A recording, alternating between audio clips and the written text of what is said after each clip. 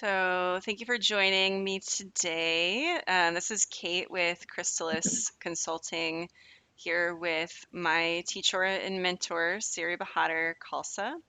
And I'm excited I can't believe it's June already, and we're already on 6. We're on the 6-6. This month we're in the nesting doll month of the Arcline year. So we're Arcline month this month and Arcline year. And I've so enjoyed all of our chats and conversations, and I always get so much out of talking with you and processing through things with you. And um, classes have really become, an anchor for me as we've been kind of going through this systematically, working through the 10 bodies. And I think it's really interesting what you said about the arc line and about community and the community of the Sangit and a prayer community. And I think it's so interesting given some things that I'm kind of hearing whispers of in the ethers and picking up on myself, that this is sort of where we find ourselves. So thanks so much for Mhm. joining me. It's a pleasure always. Thank you. Thank you. I appreciate the invite to share. And yeah, this is amazing time, really powerful time, and a real turning point.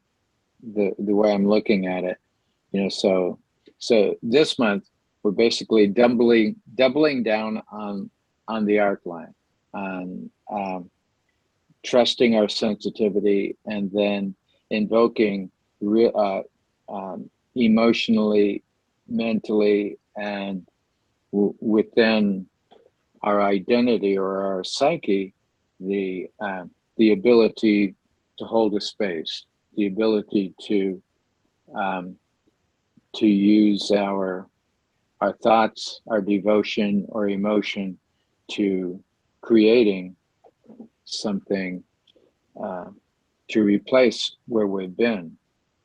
It's like the first half of the year. We're working with soul and the three functions of the mind in terms of um, identity and projection, and finding a way to hold the space for um, the way that the ways that we've learned how to feel protected and get what we want. So the identity is about feeling protected with that protective mind, and then using the projective mind to make sure we have what we need to survive. But then the neutral mind was just holding both of those together and realizing that there are two sides of the same coin. And so the neutral mind being the unified field of both sides of that coin. And then the physical stuff that's going on. Well, how I feel, how does my sensitivity and my ability to create and to hold space materialize? Well, we either got that or we didn't get it, or we got it to some degree. And now the call is, okay, let's really refine and step up our momentum and our ability to trust our sensitivity and to trust um, that creative space. And it has been in classes, it has been an exercise, an adventure in um, whether we're in person or whether we get together virtually, or the hybrid where you do both at the same time. It's been interesting to just expand the parameters and expand the intention to include people that are right with you, as well as people that are with you but not in the same place. So this is a month where uh, we're yeah, we're in the time where we are realizing, just by looking at news cycles and looking at the conditions of um, of our various institutions, that what we were hoping were going to serve us and what we were hoping would be a solution to the disconnection that has been um, evident and spreading more and more, isn't going to be fixed for us by anybody in particular. Not going to be managed by any institution. Um, I hate to say this, and I don't want to get political, so I'm just going to say this is not pertaining just to the political institutions, but all the institutions. Is that um, basically, um, if there's ever any money involved, the institution is just going to work on its own longevity. It's kind of like the extension of us as individuals. Like for each one of us individually, it's important that we survive. It's important that we're protected. It's important that we get our needs met. It's important that at all costs, I'm I'm going to protect my life force. And until we realize that we don't have to do that, that the life force is perfectly capable of taking care of us and has been taking care of us despite our best efforts to sabotage life. Um, but when we awaken to that, we realize, okay, I don't have to worry about that. So now what am I going to do? And the institutions are so powerful these days that um, if their own vested interest is their inspiration to that they're going to protect that and that they're going to feed that, then we together as conscious um, spiritual beings have to unite and form our own momentum and follow the the blueprint of creation, with the earth ascending in frequency and the cosmos, making available higher frequencies. That, okay, let's do it. We got to do it. Nobody, I have to make my contribution to you, and we make our contribution to each other, and then we bring more people in. It, we know that whenever we unite our energy with others, the end result is exponential, and it's not just 1 + 1 = 2, but 1 + 1 = 11. Right. So, um, so that's fun, and it will be fun to explore it. There's all kinds of stuff in the works for this month, for next one. Throughout the summer, really, uh, uh, the chance for people to come together and unite momentum and really create, consciously create. It's like I'm finding, okay, I have to watch what I'm thinking all the time, because I'll notice if I'm sitting doing something, and uh, let's say reading the news feed, I have to consciously decide, okay, am I gonna do more than read the headlines? Do I have to know what this person said, what that person said? And as attractive sometimes as it is to hear somebody that is off target getting roasted on Twitter, is that the best place to go for information and for inspiration? And I'm not finding that it's not. Um, yeah, I think that it's worthwhile to say that there is a disproportionate amount of pain, suffering, and confusion that seems to be, you know, I see people going through it when I go out and when I interact with people. So it's not just something that's being, projected by culture or mainstream media, but it is heavily, I feel heavily projected by mainstream media and culture. And that's been the case for a long time. When they figured out that that model sells well, then they just started doubling down on everything that, got them their readership. Or viewership. And I think you bring up a really interesting point, because I think when you're really conscious and thinking about things from an intentional perspective, it's like, yes, this is painful, and yes, this hurts. Like, it hurts me to read about these tragedies and to know that this pain is going on. And it's so easy. It's like a this or that kind of switch in your head of getting absorbed by the darkness sort of it, of this is painful, and our world is corrupt and dark, and people are suffering, and woe is us, and now what do I do with my life? Because, like, look at all this suffering. What's the point? Kind of um, abandon and apathy that we go through as a process of grieving. Um, and then recognizing that, you know, I could do that, or I could use this as an opportunity to recognize where my projective power could be most useful. And maybe I need to just really spend time in prayer. And um, I think there are many people out there, and even people in the yoga community, who poo-poo prayer, and what can I really do?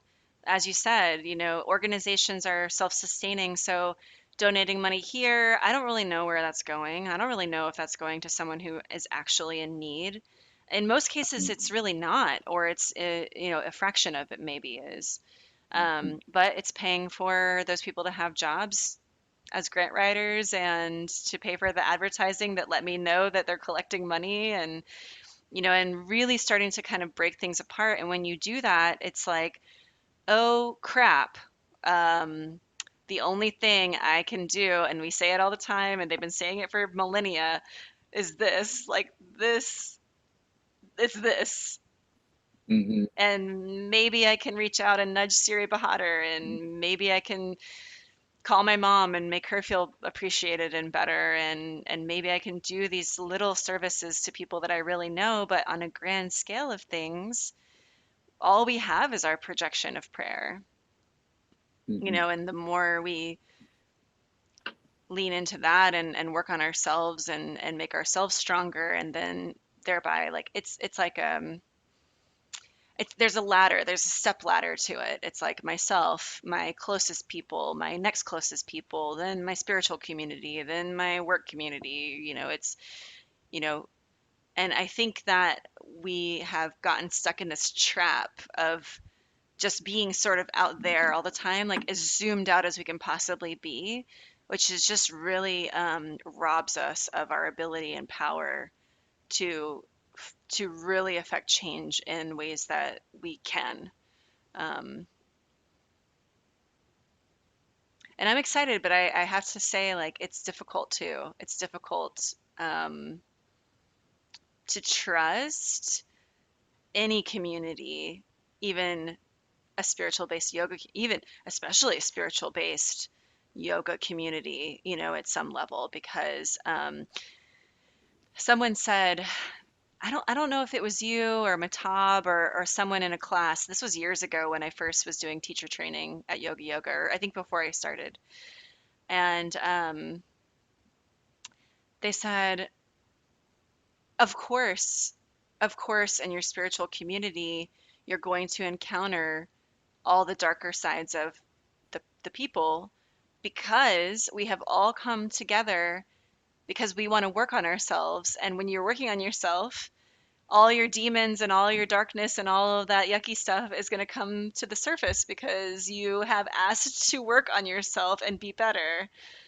And you can't do that unless you bring those things to light and examine them and look at them. And, I think we have a lot of healing to do on so many levels. Um, but trusting and sharing in prayer together, and amplifying the energy, like you said, I think that that is a big part of that, especially right now. Um, yes, and I think trust is key, and I think that is going to bring us face to face with, okay, how am I looking at my unfoldment? How am I looking at my momentum? And am I trying to influence my consciousness by manipulating the physical realm? Am I trying to throw money at organizations that say they're going to feed the poor? Throw my support behind this institution or that institution, hoping that someone will decide that, okay, we can change the religious laws, we can change the social laws, we can um, make all these shifts from the outside so that it reflects the inside, without realizing that the outside the um, is the direct reflection of what's happening inside. It's like I see this a lot on different posts, whether it's Instagram, Facebook, or whatever.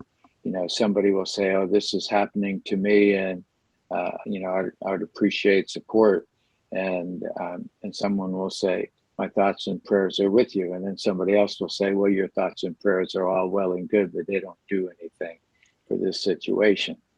And at which point, the response is, "I don't know if you know what you're talking about."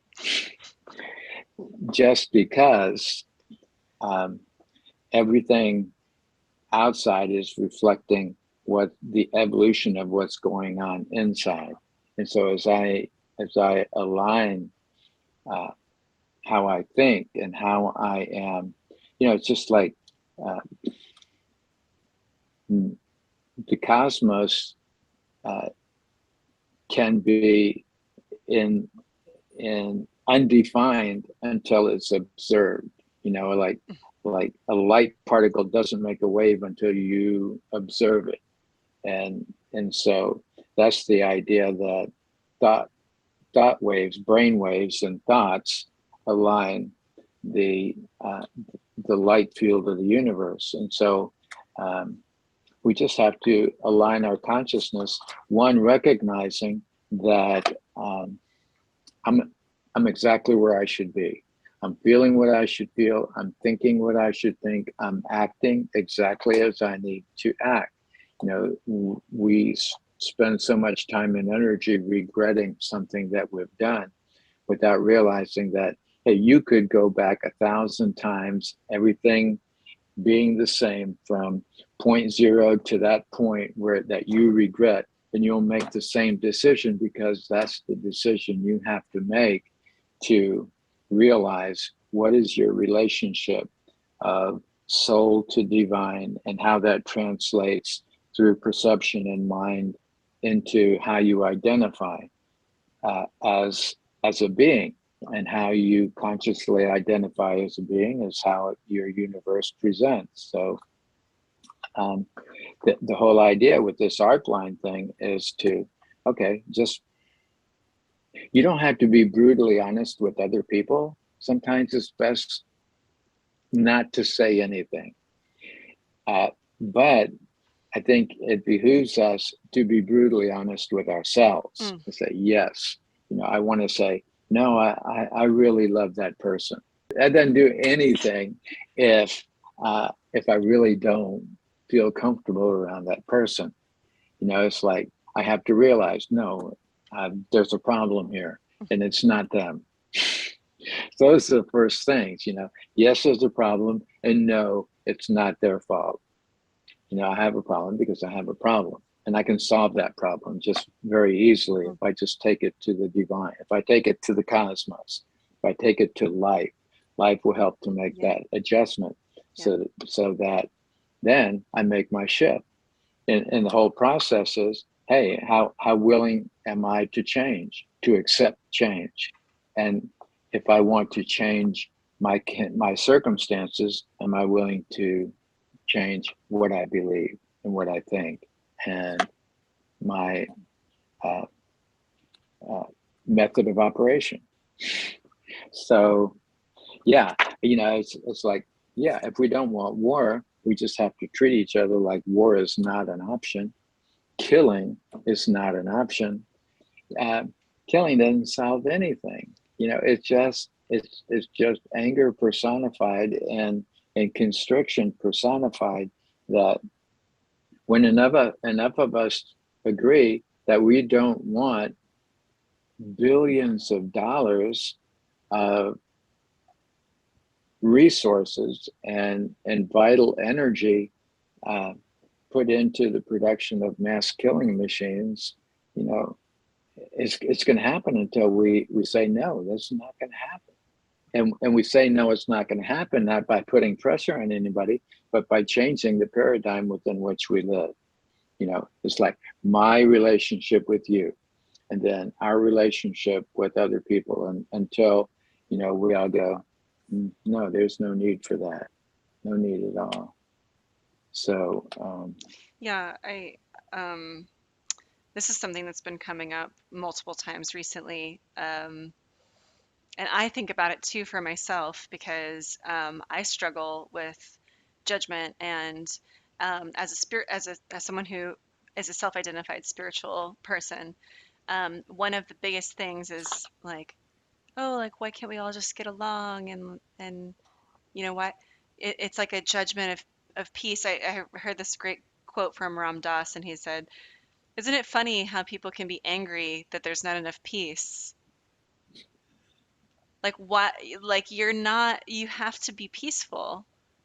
You have to be peaceful. And then the anger, the appropriate dharmic anger in a situation when it's necessary and when it becomes a healing principle. Like anger itself is not the problem. The problem is the righteous indignation where we have all these power dynamics set up with people. And what happens is, if I have a friend and I have a judgment about that person, oh, everything is great over here, but like there's this one thing that's like every time that comes up, I'm like, no, and I reject that, and I have a drama with that. Well, I'm locking us both into that experience because I'm sort of in the back of my mind, I'm waiting for this thing to rear its ugly head, and I really like, you know, uh, Yogi G talks about it, and lots of other teachers talk about it. It's like you just kind of don't engage with that. And, you can pray for them, you can send that to the divine, you can say that's part of their path and their learning. And it's not, some of that, like you said, is mine. Like that's my judgment of that. But whatever they're going through, whatever that process is for them, that's for their growth and their healing. And the more you know, I need to focus on the things that I want to create. And yeah, what I want to create is more connection and more peace and more of the good things of life than when I engage with somebody.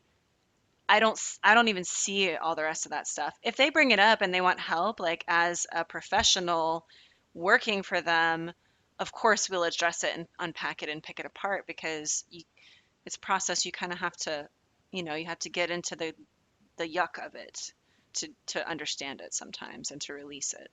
That's different. That's work. But as far as being together and starting to dissolve our own illusion of separation, we have to release that power struggle that we're having with, and it's the judgment thing, and that, thinking I'm going to go outside of myself and I'm going to start doing stuff out here because I want to fix the world and make it better, and I want us to have this whatever, whatever, whatever, and not, like you said, like I'm the problem. Me Hmm. going out here and trying to tinker with reality, before I've tinkered and fixed this stuff. Yes. Yeah, exactly right. And if you really love somebody and you really love, being here, then you want to give the best of yourself and be loving. And that, I think, is a piece that I think we kind of know, but I think as a society, as a species, that we're still sort of in the toddler phase on that. If we can take our upsets into the inner work, then the outer space will uh, respond appropriately. It's like as we create that still loving space, the accepting, non-judgmental space, which translates into unconditional love, essentially. Um, you know, one of the experiences that we can relate to that is just responding, let's say, to our newborn children or someone else's child, not yet uh, incorporating taught patterns from from caregivers, but just being in the presence of this beautiful child energy. You could be angry a minute before, but then you come into that presence, and all of a sudden something melts, and you have uh, this experience of, oh yeah, everything's okay, or this moment is just like sublime. And the idea is that experience is born out of uh, an uncluttered and un, uncorrupted connection with soul, Hmm. with the purity and innocence of the soul. And we have been taught, and we tend to believe that we lost our innocence a long time ago. We lost our purity a long time ago, but it's not true. There's Yeah, still within the soul, there's still that purity, there's still that innocence that's in play because it's sacred. It's like the soul is sacred. I love this concept that something sacred, you can't mess it up. yeah, It's incorruptible, yeah, yeah. And right? I think, sorry to interject, but um, our culture, our society, there's a vein of narrative there about sort of the impurity of purity, and that we need to grow up and we need to mature and we need to, become adult and put the childish things in, you know, and it's like we're trying to, erase that as fast as possible. Like I remember when I was like 15 or something, and no one around me believed in like Santa Claus or fairies or, whatever. I was 15 and like I still kind of believed in Santa. Not that a guy dressed in a red coat was going to come down the chimney, that, we were the only house in Florida that had a chimney, you know. But I believe still in a spirit of Christmas, of magic there. And, I think that we've inverted what maturity really is.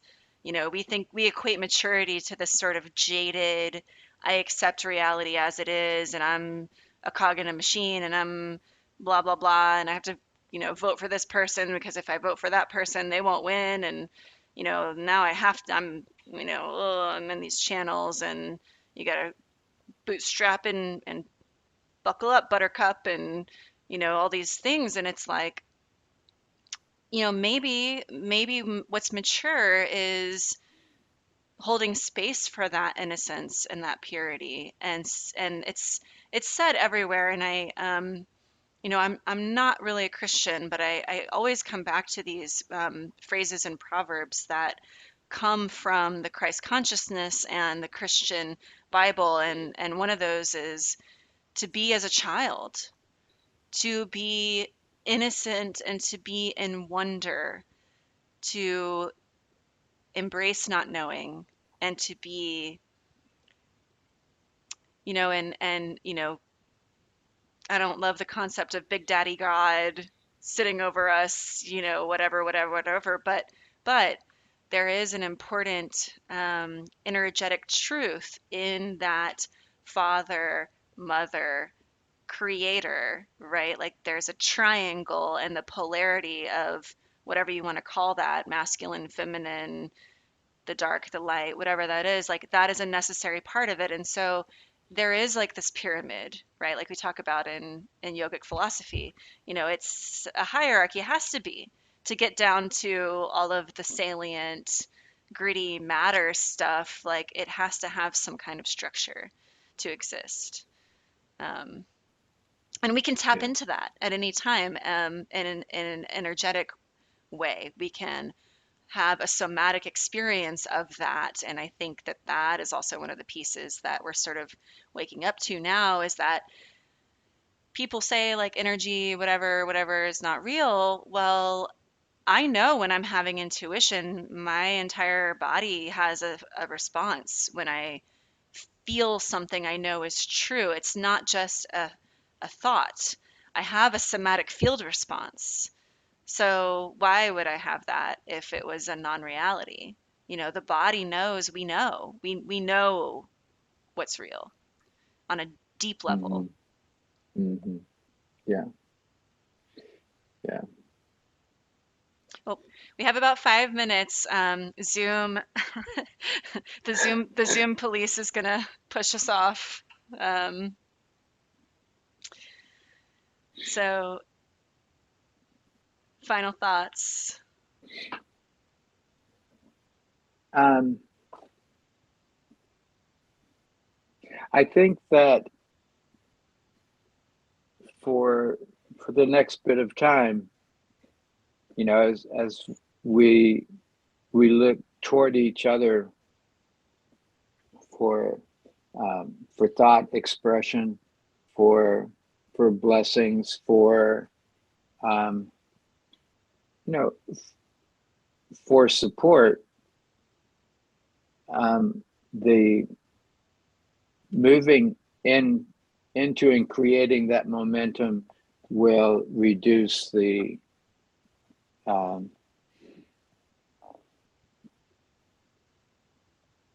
it'll create a polarity with that's in relationship with being separate. Um, it's like people in pain are feeling separate, and that separation um, feeds a reactive nature. I was thinking about um, you know two kinds of people: good people and good people in pain. And it's like you can find someone that's in pain, and it's kind of like a drowning person. They're thrashing, they're definitely in pain, they're alone, and somebody goes to help them, and there's this intrinsic factor that even if that person is the one that's going to save them, all they have to do is flip over onto their back and let that person carry them to safety. They're thrashing and clawing and essentially drowning that other person within their pain. And so I think as we support one another and just have our first reflex not be the judgment and the rejection and pushing away, but just see, well, what does it happen to share a smile? Or what does it, what happens when we say, hey, what's up? What's happening? How are you feeling right now? And then just listening, those are antidotes and the anti-venom for pain. And and so that's what we'll do this month. Just say, okay, let's just get together, and it's been really cool on Tuesday evenings just to take 5, 10 minutes, 15 minutes. Who knows? Who cares how long it takes? But just to share where you've been, what are you thinking about? What's your experience been like? And then feeling that communication, that common union of people coming together just to sit and breathe and chant, and just have that be the basis of how we start, and then just have a couple of simple things to do that allow us to unify our fields, and and that in itself is you know sometimes all we need to feel like, yeah, that's a practice that works. So Yeah. Hmm. There's a great in the embodiment work, we talk about doing less, do less. And that has been so healing for me. I tend to have a little bit of anxiety and this sort of urgency, um, arbitrary urgency or arbitrary timelines. And we do that with people, and we do that with ourselves. And I think, yeah, this slower and taking more time and really allowing and listening and saying, if I want to speak, then I'll speak, and if I don't want to speak, then I'll listen. And it's all good. It's all good in the neighborhood. It's all part of the process, and I'm showing up for it more and more fully. The more I release and let go of those other things that I've decided maybe are not things I want to carry into my future version of myself. So, mhm. Yes, yeah, and I think that's it. Is what I'm feeling now worth the effort it takes to carry it further, yeah, carry it into the next moment, yeah. or carry it into this moment? Well, our moment Yeah. is just about to end.